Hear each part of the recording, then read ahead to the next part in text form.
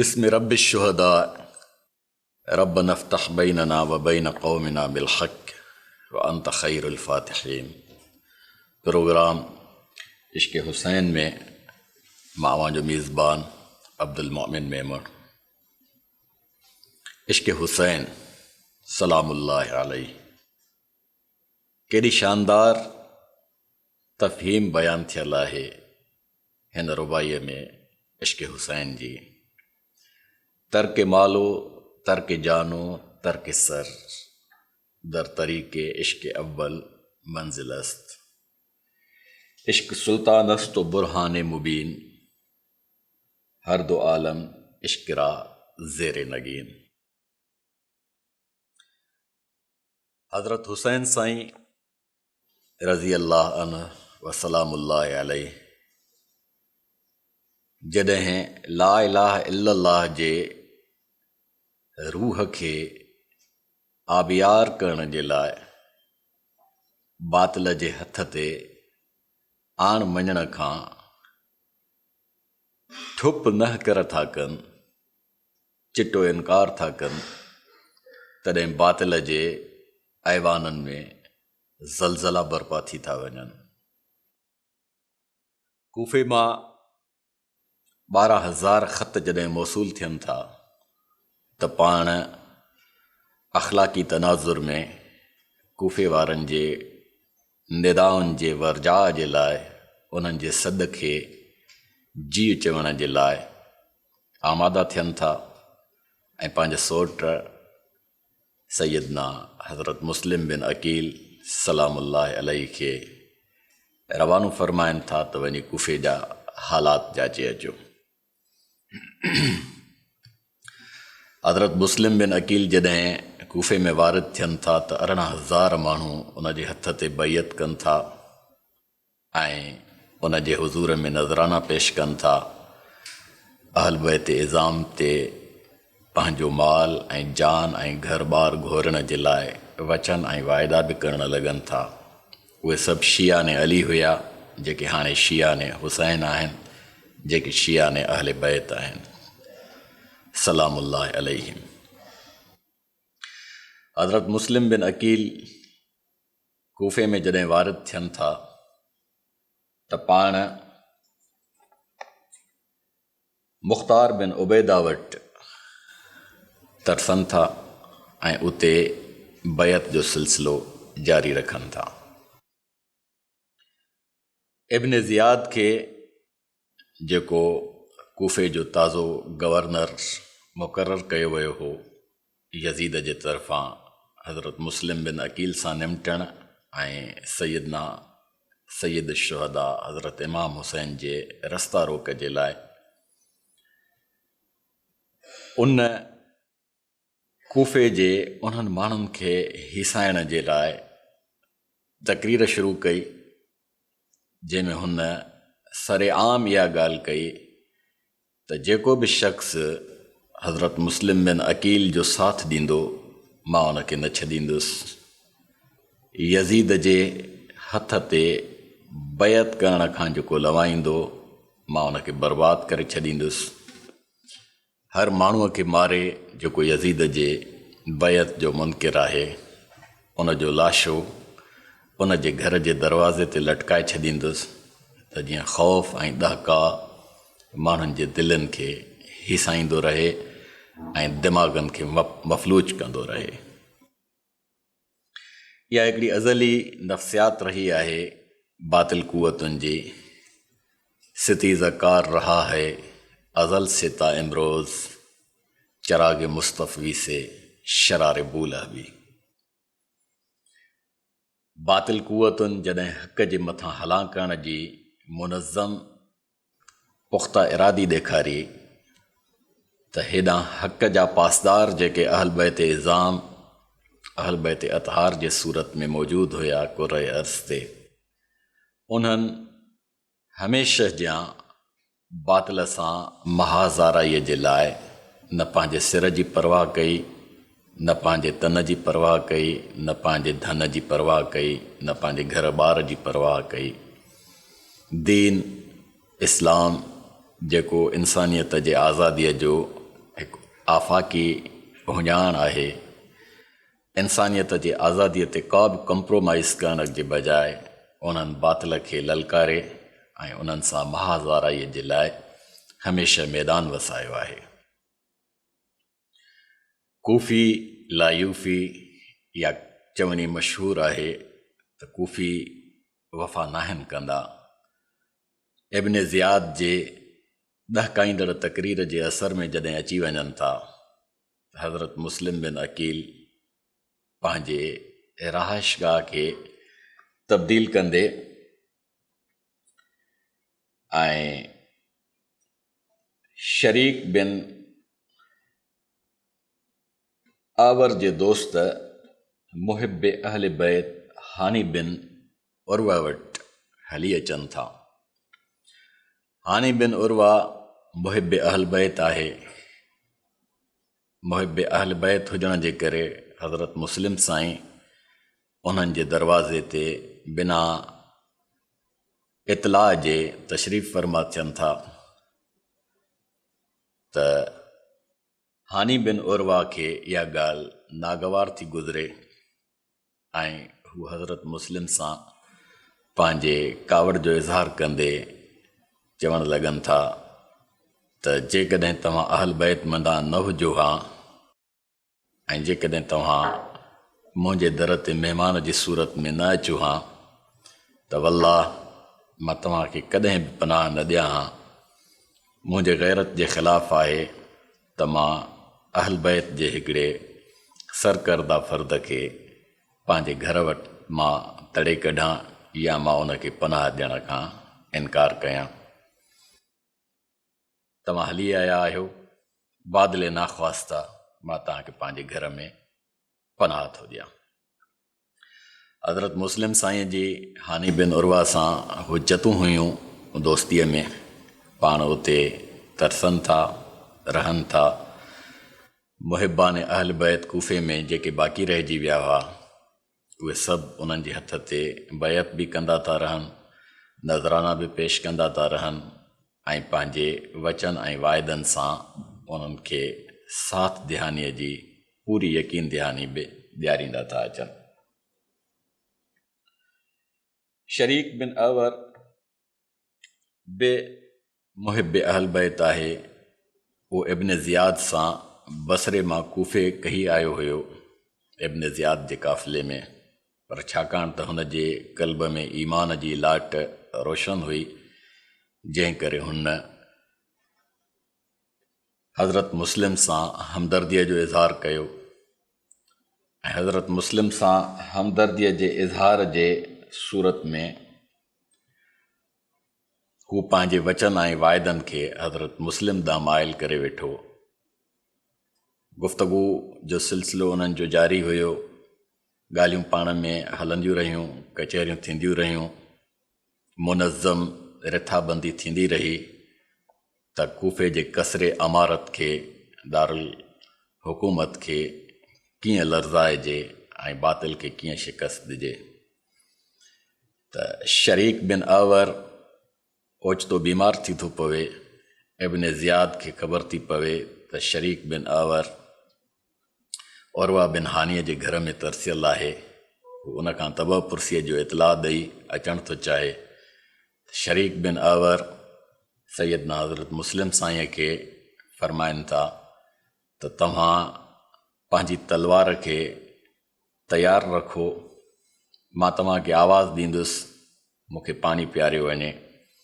त इब्न ज़ियाद मरदूद आहे, उन ते तव्हां पंहिंजी तलवार सां हमला आवर थिजो ऐं उन जो कमु तमामु करे छॾिजो, उफट मारे छॾिजो खेसि। उन खां पोइ असांजे लाइ राह हमवार थींदी। कसरे अमारत दारुल हुकूमत जे ऐवान ते पाण क़ाबिज़ थी वेंदासीं ऐं उतां खां पोइ इराक़ ते काह करणु असांजे लाइ कोई मसइलो न रहंदो ऐं सैयद शुहदा हज़रत इमाम हुसैन साईं रज़ी अल्लाह अन्हु जन जी वाट बि हमवार थी वेंदी ऐं उन्हनि जे लाइ जेके बि उणायूं आहिनि सणायनि में तब्दील थी वेंदियूं। इब्न ज़ियाद पंहिंजे वक़्त ते शरीक बिन अवर पंहिंजे दोस्त खां तब पुरसीअ जे लाइ जॾहिं उते मौजूदु थो थिए हानी बिन उर्वा जे घर में, त हानी बिन उर्वा मौक़ियो ताड़ींदे उन्हनि जी ख़िदमत चाकरीअ जे लाइ शरीक बिन आवर खे मौक़ियो थो ॾे ऐं शरीक बिन आवर पाणी थो तलबे। पाणी तलबण जो मतिलबु हुयो हज़रत मुस्लिम खे आवाज़ ॾियणु त माहौल साज़गार आहे ऐं पंहिंजी तलवार खे जे जोहर सां हिन मरदूद जी मुंडी लाहियो अचे, पर हिकिड़े आवाज़ सां हज़रत मुस्लिम जन जेके लिकल वेठा हुया नथा तिकरनि। ॿियो दफ़ो जॾहिं पाणी थो तलबे तॾहिं बि हज़रत मुस्लिम जन नथा निकिरनि। टियों दफ़ो जॾहिं आवाज़ थो ॾे तॾहिं बि हज़रत मुस्लिम जन नथा निकिरनि।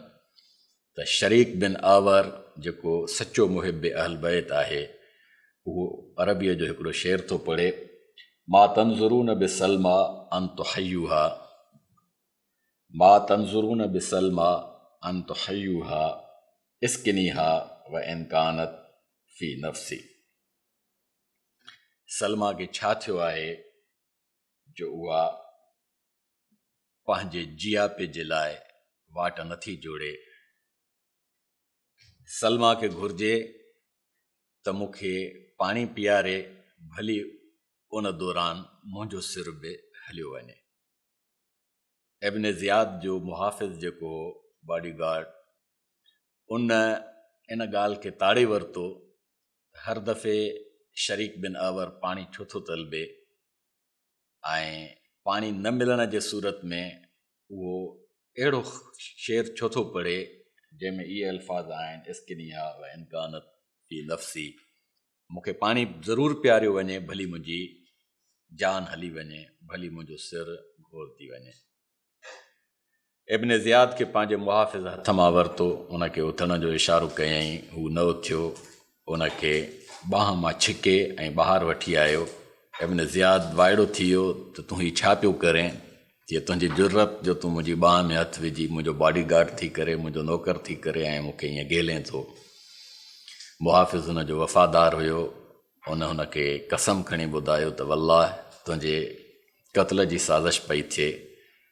शरीक बिन आवर जे इन्हनि जुमलनि में निदा हुई, को माण्हू ख़ुफ़िया उते वेठल आहे जेको तोखे क़त्ल करे। हा, इब्न ज़ियाद गज़बनाक थी थो वञे ऐं अहिड़ा उतां रवानो थी थो वञे त शरीक बिन आवर हज़रत मुस्लिम सां हुज्जत में गुफ़्तगू थो शुरू करे, तोखे मां एॾो शानदार मौक़ियो मुयसरु कयो, तूं हुनखे छो कोन मारियो। हज़रत मुस्लिम हुनखे लाजवाब जवाब ॾींदे फरमाए थो त कंहिं मोमिन मुसलमान जेको ख़ासि करे वरी अहल बैत अतहार जो हिसो हुजे, उनखे इहो वड़ो ई नथो जुगाए, उनखे इहा ॻाल्हि सूंहे ई नथी त हू दुश्मन ते ईअं ॻुझो हमिलो करे ऐं बुज़दिलाना हरकत करे उनखे धोखे सां मारे। आका सल्लल्लाहु अलैहि वसल्लम जन जा फ़रमान हुन जे ज़हन में गूंजनि था त मन गश फलैस मिन्ना, जंहिं धोखेबाज़ी कई सो असां मां नाहे। सो हज़रत मुस्लिम साईं पंहिंजे आका जे फ़रमान खे कीअं पिए ठुकराए सघियो। छा त इहा जुर्रत ऐं बहादुरीअ जी अलामत आहे। दुश्मन जेको सॼे ख़ानदान खे अल्लाह जे राह में पूरो करण जे लाइ संदरो ॿधी बीठो आहे, उहो त अल्लाह जी राह न पियो सम्झे, पर असां अल्लाह जी राह चऊं था। उहो पंहिंजे सिर जॾहिं मौजूदु आहे ऐं उनजो मौत उन जे मथां लामारा थो ॾिए, हज़रत मुस्लिम जन कानूननि जी ऐं इंसानियत जी पासदारीअ खे हथां वञणु नथा ॾियनि ऐं उनखे महफ़ूज़ रस्तो था ॾियनि ऐं हू निकिरी थो वञे। ॻाल्हि खुली थी वञे त मुस्लिम बिन अकील कूफ़े में मौजूदु आहे। इब्न ज़ियाद उन जी तलाश जे लाइ पंहिंजा काफ़िला रवाना थो करे। उहे काफ़िला नाकाम ऐं ख़ासिर थी मोटी था अचनि त हिकिड़ो शख़्स आहे मुस्लिम बिन औस जा जंहिंखे जासूसीअ तौरु मोकिलियो थो वञे त तव्हां वञी तारे अचो त हज़रत मुस्लिम किथे आहिनि। मुस्लिम बिन औस जा पंहिंजे दौर जो हिकिड़ो खड़पील जासूस आहे। उहो इस्लामी तहज़ीब ऐं अक़दार जो ज़मानो हुयो। मस्जिदूं आबाद हूंदियूं हुयूं, माण्हू फिरी घिरी मस्जिद में ज़रूरु ईंदा हुया। उन अची मस्जिद में पंहिंजो देरो जमायो, कूफे जी जामे मस्जिद में। कूफे जी जामे मस्जिद में जॾहिं हुनखे वॾे अरसे ताईं हज़रत मुस्लिम जो को अतो पतो न पियो त हिकु शख़्स जेको मुसलसल निमाज़ जे लाइ ईंदो रहियो, उनखे हुन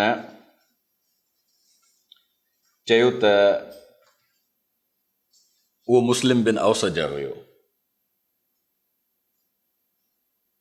हानीअ जो ग़ुलाम मेकल जासूसी उहो कंदो रहियो। जॾहिं जासूसी कंदे मुस्लिम बिन औस जा खे हुन ताड़े वरितो त उनखे चयईं त मां तव्हांजो अक़ीदतमंद आहियां, तव्हां मुहिबान अहल बैत आहियो, ऐं हिते अहल बैत इज़ाम जो हिकिड़ो फ़र्द मौजूदु आहे जंहिंखे मां नज़राने में कुझु रक़म पेश करणु थो चाहियां, मूंखे उन सां मिलायो वञे।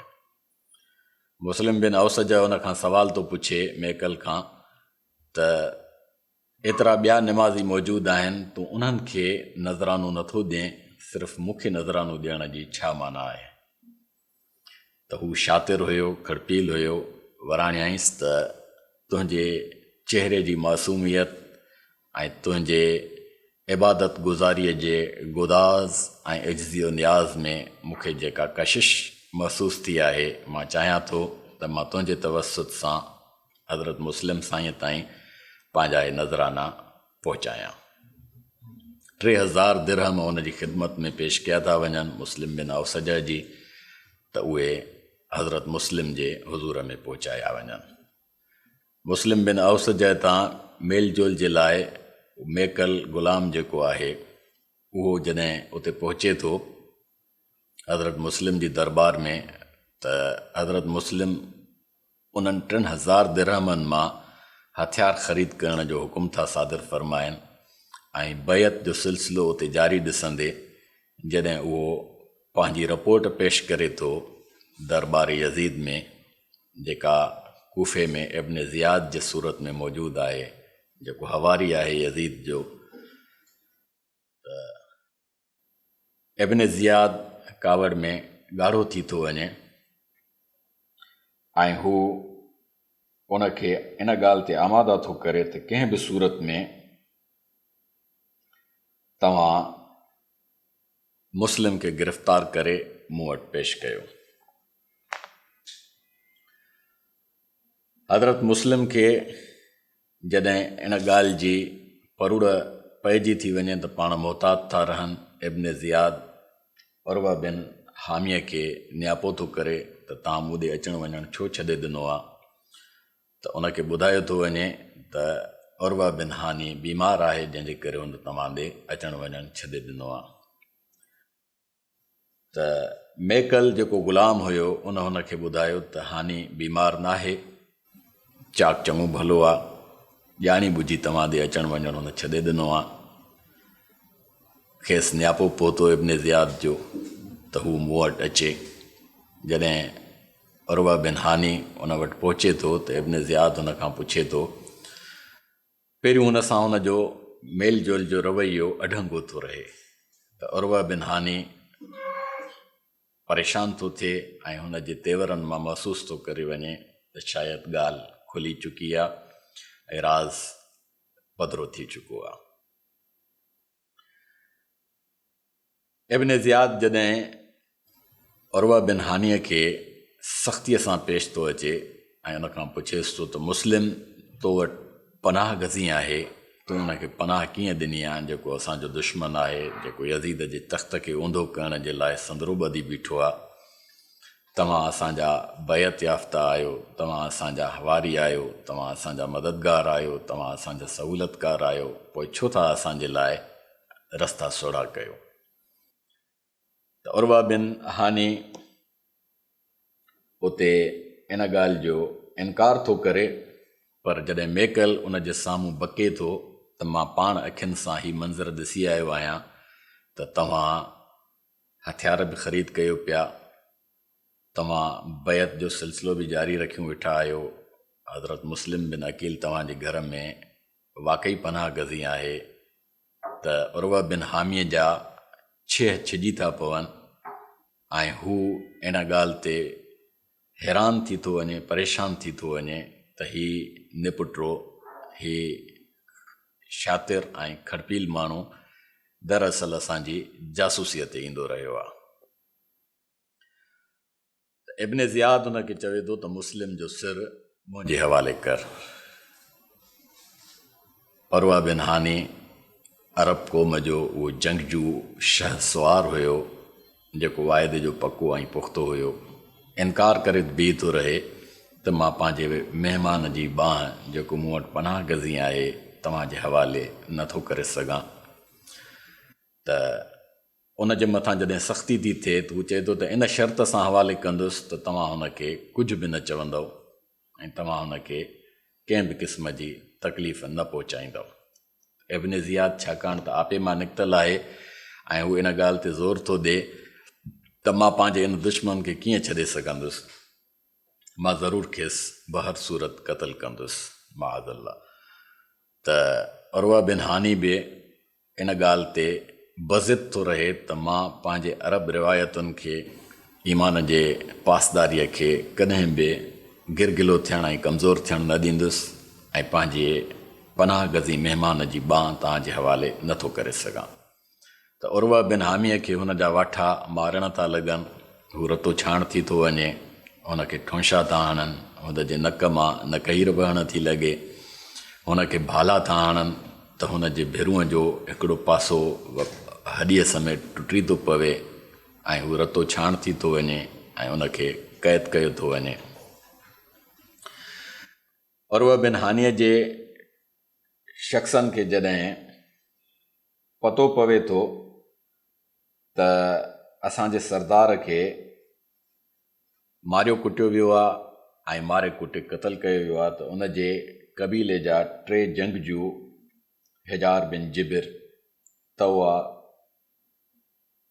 का बिन शौर ऐं शिआब हारसी ऐलान करे ऐं पंहिंजे शहसवारनि ऐं जंगजूअनि समेत इब्न ज़ियाद जे कसरे अमारत खे घेराव था कनि त असां पंहिंजे सरदार जे कातिलनि खे मारींदासीं। जॾहिं उहो शोर वधी थो वञे ऐं उन्हनि खे पतो थो पइजे त ही शहसवार ऐं जंगजू असांजे मुसलह फ़ौजनि खां ॾाढा आहिनि, उन्हनि खे मारे विझंदा, त हू हिसजी था वञनि, हिसजी ऐं पाण में मुशावरत था कनि त इब्न ज़ियाद जे दरबार में ओॾी महिल काज़ी शुरह नाले हिकिड़ो आलिम मौजूदु आहे जेको काज़ी बि हुयो, जज हुयो, उनखे मौक़ो ॾिनो थो वञे त हू उर्वा बिन हानीअ खे सम्झाए।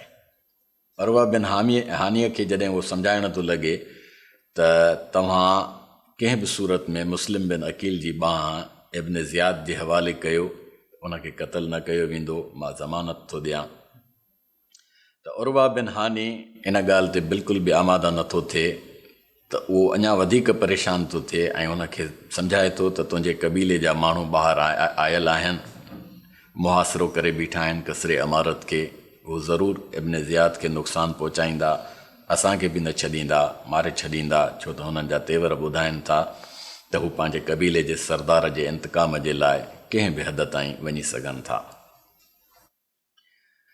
हज़रत मुस्लिम बिन अकील पंहिंजे घर में महफ़ूज़ आहे, पंहिंजो घर त न आहे जिते पनाह गज़ी थियल आहे, ऐं उन जा जेके सिपाही आहिनि उहे उन्हनि वटि ईंदा था रहनि, बैत वारा माण्हू मुसलसल ईंदा था रहनि। जॾहिं काज़ी शुरह जे ॻाल्हियुनि सां मामिलो तइ नथो थिए त उर्वा बिन हानीअ खे मिंथ कई थी वञे त भला एतिरो वड़ु कयो, एतिरी महिरबानी कयो असां ते त तव्हां पंहिंजे कंहिं शख़्स खे पैगाम पहुचायो त मां ज़िंदा आहियां।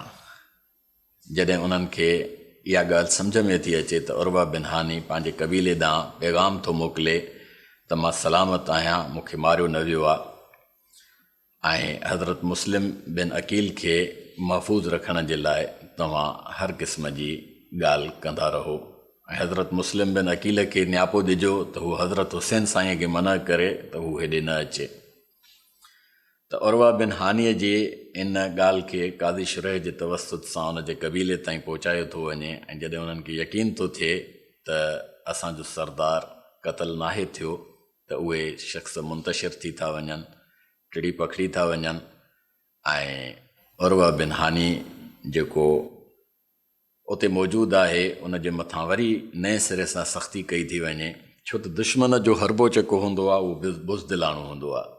उनजो लश्कर जॾहिं टिड़ी पखड़ी वियो, उतां हलियो वियो, त वरी हिन जे मथां सख़्ती करणु लॻा त तूं कहिड़ी बि सूरत में असांखे मुस्लिम बिन अकील जी बांह ॾे।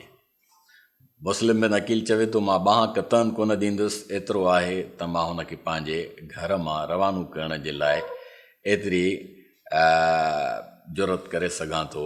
जुरत जो लफ़्ज़ मां इन करे थो इस्तेमालु कयां छाकाणि त उहो मुहिब अहल बैत आहे, उन जे लाइ मनफ़ी लफ़्ज़ कतब आणण ते दिलि आमादा न पई थिए। त बहरहाल हू जॾहिं घर में पहुचे थो त हज़रत मुस्लिम उन जा तेवर ॾिसी ऐं जाचे थो वञे त हिन शख़्स खे केॾी अज़ियत ॾिनी वई आहे सिर्फ़ु मुंहिंजे करे, छाकाणि त हिन मूंखे हुब अहल बैत जे इश्किया ईमान वारी ताज़गीअ सां अमान ऐं पनाह ॾिनी आहे। त हज़रत मुस्लिम साईं जी ग़ैरत गवारा नथी करे त उहे उतां ईअं रवाना थी वञनि। हज़रत मुस्लिम साईं पंहिंजे हवारीन खे, पंहिंजे मददगारनि खे, पंहिंजे सिपाहियुनि खे सॾु था कनि। 30,000 ताईं उहो तइदादु पहुची थो वञे। जॾहिं उहे शख़्स इब्न ज़ियाद जे कसरे अमारत जो घेरा था कनि त इब्न ज़ियाद परेशान थी थो वञे, छो त उन वक़्तु हुन सां सिर्फ़ु 50 माण्हू मौजूदु आहिनि। 30 हुन जे दरबार जा माण्हू हुया, 20 हुन जा मुसल्ह सिपाही हुया। उहे 30,000 माण्हुनि खे कुझु बि न पई करे सघिया। त हुन हज़रत मुस्लिम खे वरी धोखो ॾियण जे लाइ कुफ़िन जी रग ताड़ींदे कसरे अमारत ते पंहिंजनि कुझु मुक़ररनि खे चाढ़ियो। उहे मुक़रर जॾहिं तक़रीर करण लॻा त उन्हनि जी तक़रीर जो मौज़ू इहो हुयो त जेको शख़्स मुस्लिम जो साथ ॾींदो उनखे मारियो वेंदो, जेको शख़्स मुस्लिम सां गॾु रहंदो उन जे घर ॿार खे बर्बादु कयो वेंदो। शाम मां यज़ीद जा लश्कर वॾे तइदाद में रवाना थी चुका आहिनि। उहे जॾहिं हिते पहुचंदा त तव्हां सम्झी सघो था त तव्हांजो छा हशर थींदो। जेको शख़्स असांजी ॻाल्हि मञींदो ऐं यज़ीद जे हिमायत में हितां रवानो थी वेंदो त असां उनखे इनाम ऐं इकराम सां नवाज़ींदासीं। त कूफ़ी त लायूफ़ी हूंदा आहिनि, वफ़ा जो पेच न पाए सघिया। हज़रत मुस्लिम साईं अकेलो थी वियो। हज़रत मुस्लिम साईं जॾहिं अकेलो थी वियो त उहो उतां रवानो थींदे भटकंदे जॾहिं रवानो पियो थिए त उन सां सिर्फ़ु 30 माण्हू था बचनि, जेके बि सांझियत टाणे ऊंदहि थियण सां उनखां अलॻि थी था वञनि। पाण भटकंदे हिकिड़े दरवाज़े ते पहुचनि था, जेको ख़ातून जो दरवाज़ो आहे। उनखे निदा था ॾियनि मूंखे पाणी पियारियो वञे। जॾहिं पाणी पी बस था कनि त उहे उते वेठा था रहनि त ख़ातून परेशान थी पुछे थी तव्हां पाणी पीतो, हाणे रवाना छो न पिया थियो। त हज़रत मुस्लिम साईं उनखे ॿुधायो त मां मुस्लिम बिन अकील आहियां, इब्न ज़ियाद मूंखे मारे पियो, मूंखे पनाह घुरिजे। ख़ातून उनखे हुब अहल बैत जे अंदाज़ सां पनाह ॾिनी, पंहिंजे ईमान जी ताज़गीअ जो हुन सबूत ॾिनो। उन वटि हिकिड़ो छोकिरो आहे जेको इन ताड़ में निकितो हो। होॾां इब्न ज़ियाद ऐलान कयो त मुस्लिम जी बांह जेको मूंखे आणे ॾींदो या जेको मुस्लिम जो लाश आणे ॾींदो मां उनखे नवाज़े छॾींदुसि। त हज़रत मुस्लिम बिन अकील जॾहिं खुफ़िया कमरे में मौजूदु आहे त माईअ जो उहो छोकिरो जॾहिं उते पहुचे थो ताड़े थो त अमा एॾे हर हर छो थी वञे। हुनखे शक थो थिए। जॾहिं हू अचे थो ॾिसे थो त हज़रत मुस्लिम बिन अकील उते मौजूदु आहे त हू हज़रत मुस्लिम बिन अकील जी ख़बर यज़ीद जे वाठे इब्न ज़ियाद ताईं पहुचाए थो ऐं इब्न ज़ियाद उन सां छा वड़ थो करे पंहिंजे ॻाल्हियुनि जो सिलसिलो ईंदड़ क़िस्त में जारी रहंदो। तेसिताईं इजाज़त था चाहियूं। हज़रत शेख सादीअ जे इन दुआ सां ख़ुदाया बहक़े बनी फ़ातिमा के बरकौल ईमा कुनम ख़ातिमा।